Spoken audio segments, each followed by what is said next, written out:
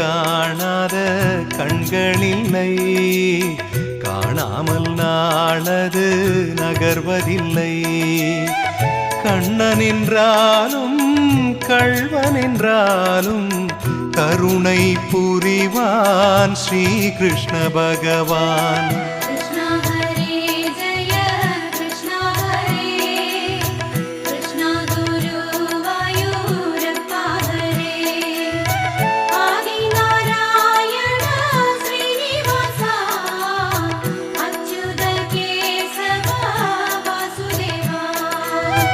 அழகிய கண்ணனின் அடிதனை எண்ணுவர், அவனது தொல்லைகள் அனைத்தையும் தாங்குவர். வெண்ணையை திருடிய கண்ணனின் லீலையை கண்டு ரசிப்பதே